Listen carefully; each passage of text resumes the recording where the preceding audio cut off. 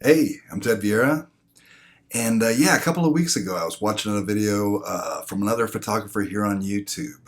His name is Eduardo, and I don't want to mispronounce his last name, so I'm just going to put a link in the description below to that video.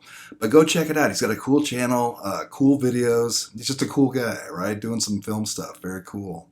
But in this video, he was talking about a project he just finished up. It was like shooting 30 rolls of film over 30 days, right? And he was just kind of, well, the camera that he shot all that film with is one of these. This is a Mamiya C330 twin lens reflex medium format film camera. Very cool, right? In this video, he was kind of talking about, well, just kind of reflecting about the process of shooting the film and learning and shooting with the camera, right? And that was very interesting to me because I've always wanted to get into medium format. I've always liked TLRs. And the way he described it really made me think that, you know what, I bet that camera could give me a whole new set of challenges that would be a lot of fun to shoot with. And because, you know, the older I get and the longer I shoot, I have more fun if I have more of a challenge for the shoot, right? I usually find that if I'm challenged more, I usually have to rise to the occasion. I have to be a better photographer. I always have more fun, and usually the results are that much better too, right? Because, you know, it's that old saying that always is going to be true. The more you put into something, the more you get out. If it's too easy, it's just not as much fun. Anyway, whole new set of challenges. So I decided to go out and find one. So I went to KEH.com. If you're going to buy used gear online, it can be kind of scary, right? You can get ripped off. I mean, or maybe just the gear isn't in quite the condition that you maybe hoped it was based on the information in the photographs and stuff like that. If you go to KEH.com, man, the level of integrity from those guys, every time I've ordered from them, the gear that I've got is just fantastic. I've got lenses from them. One of my M6s came from them, just in beautiful condition, fantastic working order, great customer service. So I did go to KEH.com. I'll put a link down in the description, but it's KEH.com, right? I did go there, and they didn't have a C330, right? But I did want to mention their site because, man, if you're buying used gear online, that's a fantastic resource. It's always the first place I go. So I did go over to eBay. And now the cool thing is if you want to get into medium format with an excellent camera like this, you can find out you can do it pretty inexpensively, right? Because if you go do a search on eBay for a Mamiya C330, you'll find variations in this camera that range from like $200 up to maybe $800 US, right? Depending on the condition of the camera and all the accessories that ships with it. And that's very cool. I started looking through all the listings.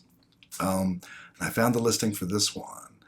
And the photographs, wow, it just looked in fantastic shape, right? And they had a lot of photographs. And they did mention that these are actual photographs of the actual camera. So I looked at the seller's rating, 100% rating, a lot of really positive reviews.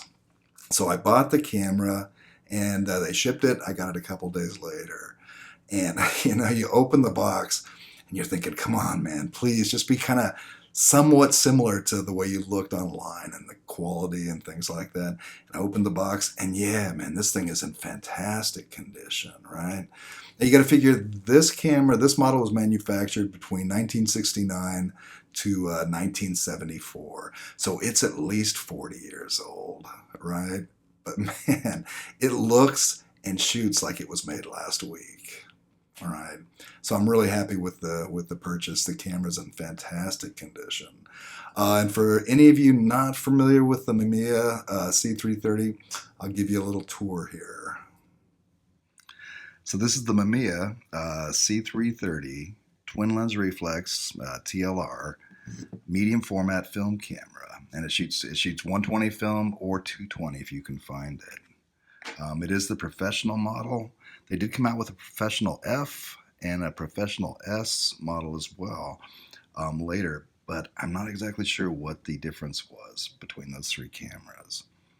But it is a TLR, a twin lens reflex camera, which means, yeah, use your top lens to focus and compose your shot, and then it's actually the bottom lens that actually takes the shot onto the film. And you've got focusing wheels on the left or right side of the camera, so whichever works best for you. That's very cool. You can focus very close with this camera too. On this side of the camera, you've got your focus distance scale. That's very cool.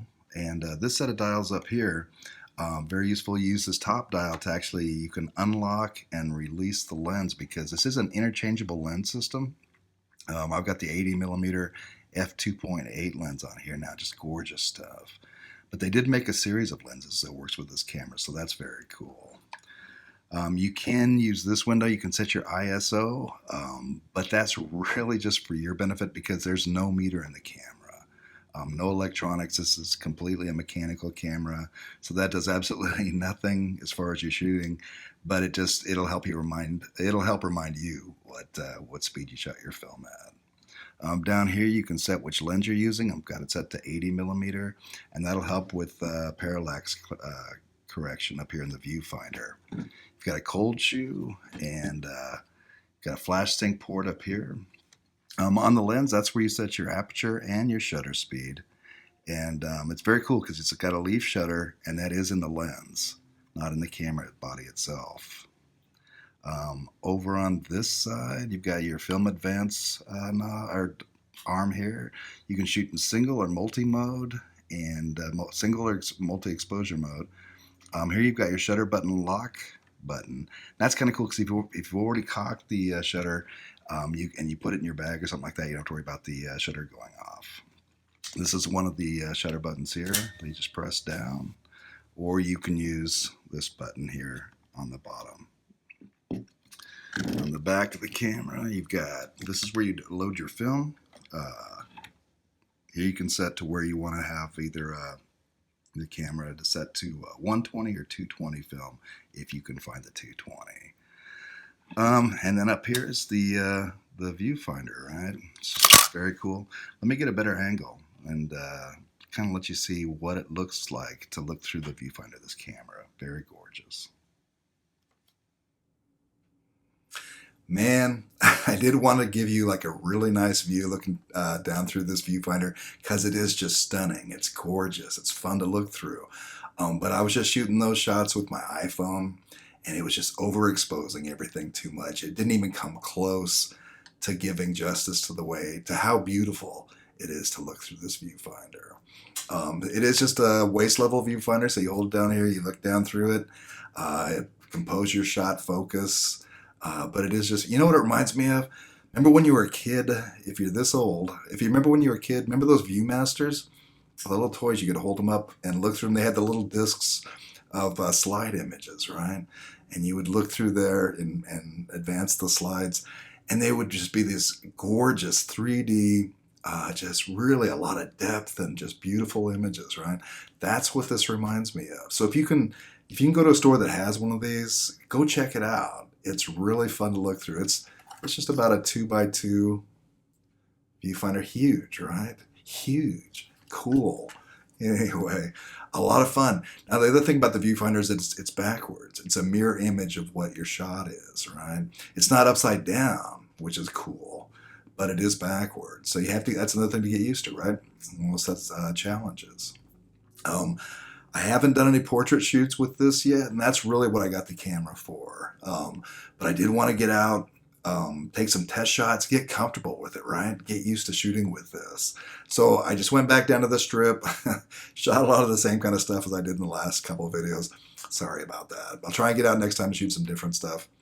But I had a great time with the camera, and I'll just share some of those images with you here. So what I love about medium format film is that sense of depth, right? That depth, the detail, and without looking like bad HDR, just very gorgeous, beautiful stuff, very natural. It has a very natural look to it. And I've been shooting Fujifilm Acros 120 medium format film for everything so far, and it's a box speed of 100 ISO, but I'm still pushing everything to 400 ISO, just because I mean it looks beautiful at 100, but I really do like that natural bump in contrast that you get from pushing this film to 400. Just beautiful.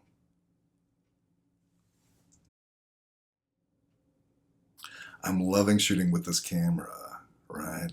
I love the way it feels to shoot with it. I love the process and the way I have to shoot with it. I love the format, right? I love the results. I love the images. I wish I would have done this years ago.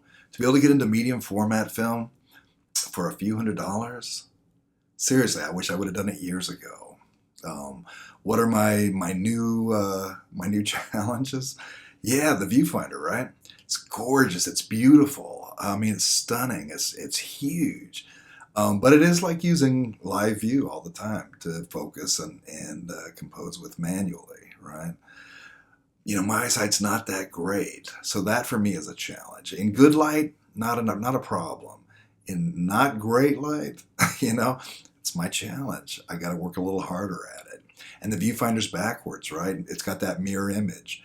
You get used to it pretty quickly, but it is a challenge. It's different, right? You're seeing a reverse image of what you're going to be shooting.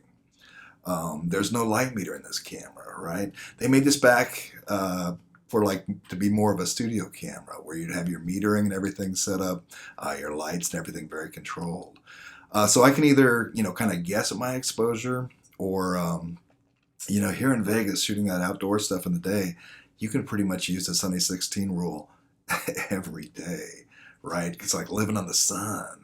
Yeah, it's bright here. Um, or I've got an app. I've got a light meter app on my phone, and that's with me all the time. It's not as good as a real light meter, but yeah, it gets you in the ballpark. You know, you can do fine with that with this. Um, this is not a light camera. This is I can't remember how much exactly it weighs. It's not a light camera. You definitely feel it carrying it around, but it's fun. It's cool. What's the other challenge? Man, I guess that's about it. Yeah, I think that's about it. That's all I can think of. It's great. I can't say enough how I wish I would have done this earlier. And I'm very serious about that. If you think that this would be something you'd want to get into, man, get into it. Medium format for a few $100, and then you'd be shooting film. It's awesome. Anyway, hey, I'm Ted Vieira, and let me know if you have any questions. I'll answer anything I can, and I'll see you in the next video. Thanks.